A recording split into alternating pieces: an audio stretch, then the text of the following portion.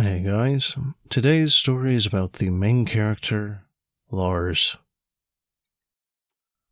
I've been sitting on this one, partly because it's still ongoing, and partly because I keep hoping that things will change. However, I've given up on that hope due to the circumstances that will become apparent below. So here begins the tale of Lars, the Viking berserker in a reasonably diverse party of adventurers. There's Anna the Warlock, Zeppo the Eldritch Knight, and Proxen the Ranger, who are all from Africa, Asia, and North America, respectively. The countries matter, you see, because the party had been brought together after a world-spanning calamity event by a demigod of some power. The party are tasked with retrieving the magical MacGuffins that will stop the calamity from progressing any further. It needs to be said that at the start, we were all homebrewed and overpowered in some ways. We were using completely imbalanced classes from the Unearthed Arcana subreddit and D&D wiki. Magic items were flowing like cheap wine, and the start of the campaign was fairly inspiring. I looked at the game and thought it was something that I would like to play in the long term.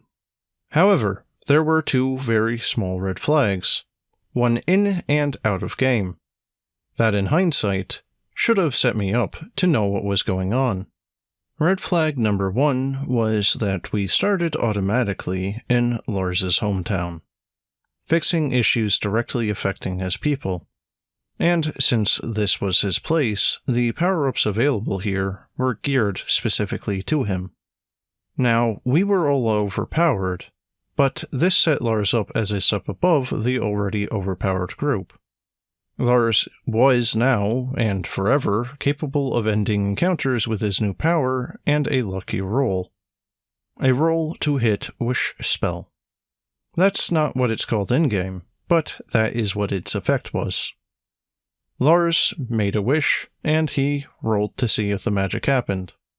And there was no penalty for a failed roll. Red flag number 2 was that Lars was the player's line to the DM. It was extremely funny in hindsight, although no one commented on it at the time. But in order to set up a session, we did not message the DM. We made sure that Lars was available, and then Lars got to the DM to show up. If Lars could not play, he didn't notify the DM, and we didn't play, even though this was supposed to be a West Marches light game, where missing a session, or mission, is fine. The DM was on Discord and connected to us through the server. He just didn't respond to any direct messages about scheduling. Scheduling was done through Lars, at least to start with. So we fixed Lars's village and surroundings, and continued playing with a mission that sent us off to Atlantis to recover MacGuffin number 1. I like the DM style, except that any time Lars was put off for an encounter, he pulled the wish it cord, even in situations where the rest of the party was handling it. But if his rolls were off, or his particular build was not great for a particular encounter, Lars called out for a wish. He had a very bad case of main characteritis, and proceeded to prove it by trying to be the moral center and face of the party. This was troublesome, as the DM proceeded to throw twists in, and Lars dragged us around, picking and choosing our quests and our options based on his own interpretation of his enlightenment, which was chaotic good. We were tasked with killing a dragon. No, wait. The dragon was misunderstood. Now we have to kill the high priest who gave us the quest. No, wait. The priest was tricked by the witch in the north. Meanwhile, the rest of the party was basically playing neutral mercenaries, and needed to keep reminding Lars about our actual mission, which was for the MacGuffin, and how finishing any of the quests we had been given gives us our next step. But no, we were going to follow whatever his moral compass said.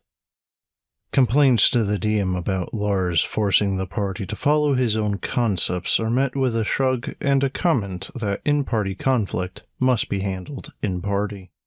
We talk it out with Lars, and in conversation, Lars agrees that we will not take the next twist. We will finish the quest, get the MacGuffin, and move on. So on quest 4 of 1, to earn this MacGuffin, all 3 other party members are set up, narratively in whole party agreement, to finish the Hag Coven behind the witch, who tricked the priest who wanted the dragon killed. The DM presented another moral twist about how the hags are protecting the local ecosystem from the ravages of the human city, and without consulting anyone else, Lars immediately put down his axe and called for dialogue. Without talking to one another about it, Anna, Zeppo, and Proxen call for initiative and attack. Lars was upset, and Lars sulked and refused to attack, spending his turns interfering with the other PCs, trying to continue the dialogue. He was rebuffed by all 3 players, and half of the hags went down. So Lars pulled his wish it on the party. It should end here, but I'm having a riot with the other players, and even with Lars when he's not up on his own accomplishments. We have a nice rapport going on about interactions between Vikings and Skraelings, and the chance to play in a campaign where the players are bonkers overpowered is nice and refreshing. So after some discussion, we move on. Is the wish it removed? No. It's just made accessible to all of the players, and now there are on average 2 wish its per session. 2 of us were hesitant to use it because we hated the idea of it, and didn't want to encourage it, although we had both pulled the cord a couple of times. The quest continued, and Lars continued to be Lars, and we moved on from Mission 1 to Mission 2. Mission 2 was actually quite short, and with everyone having access to the wish it, we are less cognizant of Lars standing above the party, right until the end. Mission 2 involved getting in the middle of a squabble between 2 competing artificers, and involved all party members getting upgraded futuristic versions of their weapons and other fun things. It was fun, and it was explosion-y. Lars was specifically told that we were staying on mission no matter what. And then it all ended with all of the labs and all of the weapons going up in flames, because the weapons couldn't leave the labs. They were kept there by some sort of techno-magic. But it didn't matter, because we had all lost our newfangled weapons. Except for Lars. He originally had a +3 to hit, 1d12 plus 1d10 lightning great axe when he went into the laboratories. But instead, what Lars had gotten to walk out of the laboratories with was a +5 to hit, 2d12 plus 2d6 lightning handheld electro guillotine. In the laboratories, this was slightly better than the other weapons, but not enviously so. Outside of the lab, we were all set back to +3, 1dx plus 1d6 element weapons. We were given an incredibly vague reason for it, which was basically Lars saying, I want this. And the DM saying, well, okay, you, Lars, managed to sneak yours out.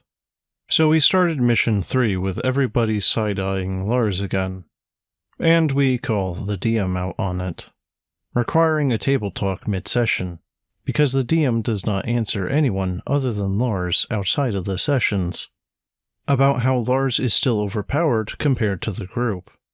The DM nerfed his weapon a little bit, and promised that similar things for the rest of us were close by, so we continued. Lars had wanted a specific weapon for the game anyway, a completely bonkers homebrew weapon that was essentially every magic weapon in 5e stacked on top of each other, in terms of features and stats. And here is where Mission 3 and the campaign started to fall apart. Lars, with no actual effort, told the DM that the third MacGuffin should be in his Viking homeland, which is where his superweapon is, by chance. And so, we were off to the land of the Vikings. Now, I have to insert here that Lars was obviously Viking-obsessed. He was dropping Scandinavian monsters and names and deities in chat, and the DM followed suit. Even in Atlantis, there were Norse gods and monsters. The laboratories of the artificers were runic magic run. Lars's obsessions directed our games. And so when we came to the land of the Vikings, we were not in a dungeon, but in a land.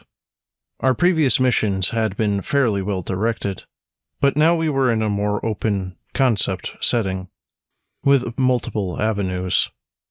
The party wanted to stay on mission, and Lars wanted to play a Viking campaign. So we basically forgot the mission we were on. The MacGuffin was never actually mentioned again, and the Calamity framing became a mechanical way to explain when people missed sessions, and nothing else. And we were now a party of adventurers trying to help the brave Vikings defeat an invading army of trolls, ogres, and giants, as well as ninjas, because of reasons. To the DM's credit, even in all of this, he was trying to offer the other PCs engaging bits of story that connected to their backstory or their previous plays. Anna got offered greater power in exchange for abandoning her patron for a new one, but was required to become evil as opposed to neutral, which became a problem later. Zeppo was offered tantalizing bits of whispered rumors about how his lost people may actually be hiding amongst the Vikings, which also became a problem later.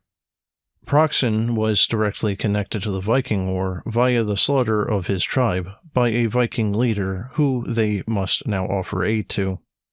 And by now, I'm sure you can understand that this is going to be a problem later. In trying to follow their individual story bites, each of the player came into conflict with Lars. Lars had a very definitive idea about how the story was going to progress. He met other Viking heroes, impressed them, and they asked him to lead their armies. He found his mega weapon, and he defeated the evil armies. Lars was chaotic good, so Anna's turn to the dark and actions she roleplayed, with the DM's enthusiastic involvement, were unacceptable. Zeppo's search for his people brought him on side with the Vikings, but because he was more interested in saving villagers than impressing heroes, Lars got angry that we were not moving onto Eric the bloody, "Oh my god, is that Lars? He's my hero" camp fast enough. Proxen continued to straddle the neutral line, robbing when he needed to and killing if he needed to, and quietly waiting for a chance for revenge. He stayed on mission and got on Lars's bad side now because he A, wouldn't behave like a good little obedient paladin of Lars' full good, and B, he generally supported Anna and Zeppo's quests more than Lars's. Zeppo's character reached a point where Zeppo wasn't happy with him. The play had been good, but he had a new idea that he wanted to try out. And Zeppo had found some of his people, and can settle down and retire. We are offered a chance to send Zeppo off with a great battle and moments of RP. Except for one thing. The final monster we have to defeat eats magic weapons. Melee attacks with our magic weapons reduce the elemental bonus. Then the to hit, and then they break. Now, because we're carrying at least 2 magic weapons at this point, including Lars, and the sacrifice for our great friend Zeppo is worth losing out on all of them, because of story, and because we know the DM will upgrade us by the next session. All we have to do is defeat this monster. However, Lars refused. Although he had 2 magic weapons, we mathed it out, and we all know that this monster is going to destroy at least 1 magic weapon, and reduce the other one, guaranteed. So Lars says no, even though his weapon would still be overpowered compared to ours. and he is on a quest to find another, even more powerful weapon.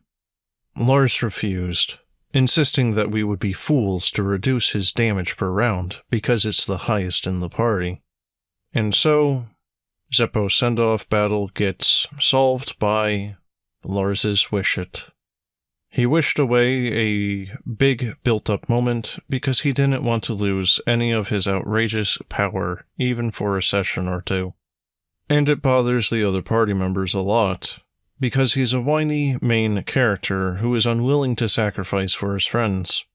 Lars was part of the discussion about the math involved and how we could take the beast down, and he did not object to it then. And then he just dropped out because he didn't want to hurt his DPR while other PCs had already lost bits of their weapons. A fact that which was not retconned. We just lost out.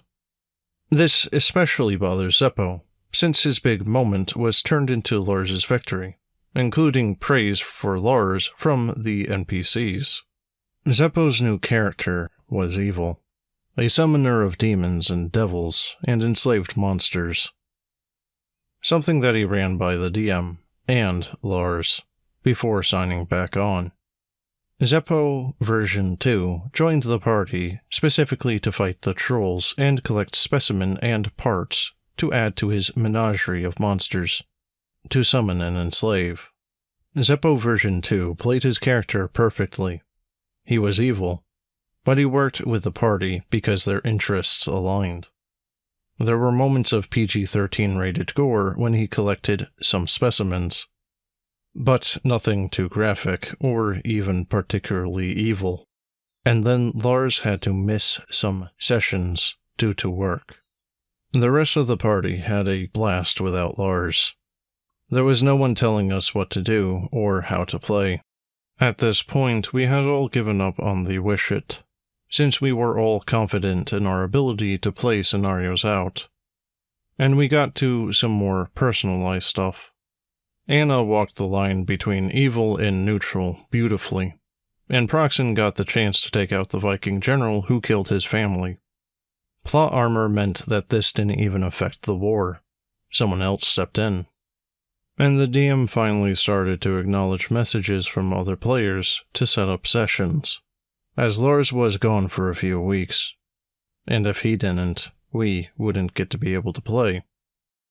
Eventually Lars came back when we were finishing up Proxen's assassination mission of the general, which everyone knew out of character, but not in character. And we encountered an enemy scouting party. We defeated the scouts and captured an important NPC. We questioned him and got some information out of him. And this is where Lars showed up. Zeppo version 2 and Proxen had already had a discussion prior to Lars's arrival, specifically about how the NPC cannot be let go. He overheard too much of the party's plans for taking the evil armies down. Proxen wants to kill him, and Zeppo version 2 wanted to harvest him as a specimen. Lars walked in after the PC's death had occurred, and objected to Zeppo version 2's actions, and got the immediate side-eye again. He wasn't even present. He just showed up and inserted himself because he happened to get off work early, and was invited to listen into the chat. He chewed out Zeppo too, and he chewed out Proxen for something he shouldn't have witnessed, and for something he didn't know in character, and then immediately left. The next day, a text update had been posted in the Discord. Lars had had a solo mission with a DM immediately after the party session, and in that mission, single-handedly killed a named NPC warbeast that we had been plotting to kill for a few sessions. Proxen's chance to kill the general was created by a meeting to bring his army to the fight with the monster, which was essentially a weakened Tarrasque in the form of a woolly mammoth. This is the first of 3 armies we needed to recruit to fight the beast, and we hadn't spoken to the other 2. We expected heavy casualties in all 3 armies, and we had all made backup characters in case the honestly expected happened. And then Lars went and soloed it. And then Lars disappeared. But more accurately, he went on a quest to find himself, or something, so that Lars could retire his character, even though he occasionally pops up every now and again, mainly to infodump about Norse stuff or to direct us to the next locale, because he is still pushing that. But in any case, Lars disappeared and Lars version 2 showed up. When Lars version 2 showed up, he was the single most powerful character that I had ever seen in an RPG, including the original recipe Lars with all of his fancy weapons. And he put his distaste of the party at the very front of his character. Lars version 2 was a combination of 4 different broken homebrew classes, with feats and boons aplenty. He saw the party as weak and unworthy, and had heard of our misdeeds. He soloed encounters that were built for our already outrageously overpowered crew. He didn't need the Wish-It, because he had a god on retainer, who was Norse, of course. And I think that's where the story, and my part in this campaign, comes to an end. I was already bored with playing a part in someone else's story, but the DM kept it interesting enough to stay. But with Lars version 2 gunning for us, I don't feel like squishing into Lars's idea of what is correct at the table. But in any case, guys, that's the end of the video. I hope you enjoyed, and if you have a story that you'd like me to narrate, let me know.